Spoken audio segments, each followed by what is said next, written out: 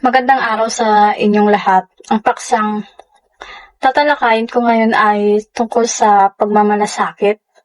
Ano ito, paano natin ito pinapakita sa ating kapwa at sa kalikasan. At kung paano nakakatulong ang ating pag-iisip at pagkakaunawaan bilang isang komunidad upang gawin mas maawain at mabuti ang ating paralan at ang ating buong mundo. Madalas nating naririnig ang salitang pagmamalasakit. Pero madalas din ay hindi natin lubos na nauunawaan kung ano talaga ang ibig sabihin nito sa totoong buhay. Sa ating talakayan ngayon, susubukan kong ipaliwanag to sa simpleng paraan na madaling maintindihan at madaling isabuhay. Sa aking sariling pagkaunawa, ang pagmamalasakit ay higit pa sa simpleng pagkaawa o pagkagulat kapag nakakita tayo ng taong nahihirapan. Hindi lang ito isang damdamin na nararamdaman natin sa ating puso. Ang tunay na pagmamalasakit ay ang pagkilala na ang ibang tao at ang lahat ng bagay sa paligid ay may halaga rin. May buhay at may karapatang mabuhay ng maayos at may dangal. Ang salitang ito ay nagsisimula sa pagtingin sa kapwa, hindi bilang tao lang, kundi bilang kapareho nating nilalang na may pangangailangan, may kalungkutan, at may pangarap din. Kapag tayo ay may malasakit, nararamdaman natin na ang kanilang kalagayan ay may kinalaman din sa atin. Hindi natin sila itinuturing na malayo o walang kinalaman sa ating buhay. Sa madaling salita, ang pagmamalasakit ay ang pagsabi sa sariling ang nangyari sa kanila ay mahalaga rin sa akin at may magagawa ako upang makatulong. Hindi ito nangangailangan ng malaking yaman o mataas na katayuan. Kahit sa maliit na bagay, makikita ang pagmamalasakit sa paraan ng ating pagsasalita, sa ating pagkilos, at sa ating pagpapasya sa araw-araw. Ngayon, paano natin ito ipinapakita? May dalawang pangunahing larangan kung saan ito makikita. Sa ating pakikitungo sa kapwa at sa ating pag-aalaga sa kalikasan. Una, sa ating kapwa. Gaya ng ating napag-aralan at napanood sa mga dokumentaryo, marami rin sa ating mga kababayan ang nakaharap sa kahirapan, sakit at diskriminasyon. May mga pamilyang walang sapat na pagkain. May mga taong may sakit tulad ng HIV or yung napanood na dokumentaryo na tinatakasan ng ibang tao dahil may mga taong nahihirapan ay tinatakasan ng ibang tao dahil sa maling paniniwala. At may mga taong nahihirapan ngunit walang tumutulong.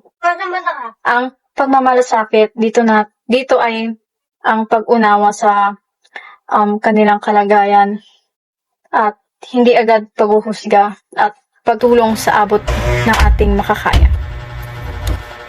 Maaaring ito ay sa pamamagitan ng pakikinig sa kanilang kwento, pagbabahagi ng kaunting tulong o simpleng pagtrato sa kanila ng may respeto at dignidad.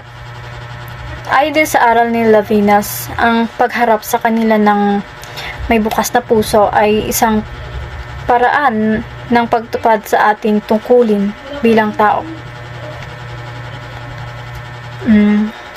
Pangalawa, sa kalikasan. Madalas nating isipin na ang pagmamalasakit ay para lang sa tao, ngunit hindi ito totoo. Ang ating kapaligiran, hangin, tubig, lupa at mga puno ang nagbibigay sa atin ng lahat ng kailangan natin upang mabuhay. Kapag sinisira natin ito, tayo rin ang nagturusa. Ang pagbabago ng klima, matinding bahag at tagtuyot ay mga epekto ng ating kapabayaan. Ang pagmamalasakit sa kalikasan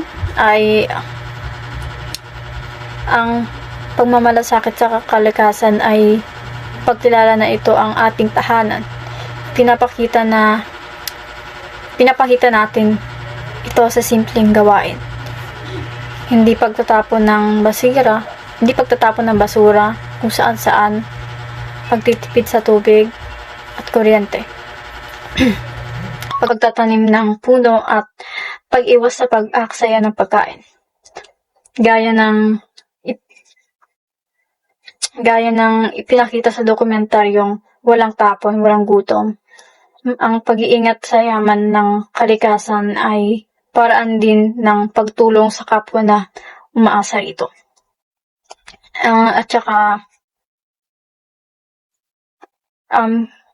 Ngunit hindi sapat na mayroon lang tayong mabuting damdamin. Dito pumapasok ang tinatawag na pagkakaunawaan at tamang pagsusuri bilang isang komunidad. O sa madaling salita, ang paggamit ng ating isip ng tama kasabay ng ating puso. Bakit ito mahalaga?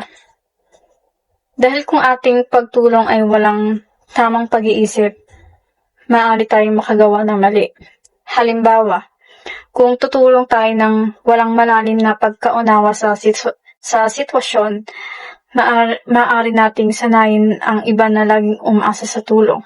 Sa halip na matuto silang tumayo sa sarili ng paa, maaari din tayong magkamali sa paghatol kung hindi natin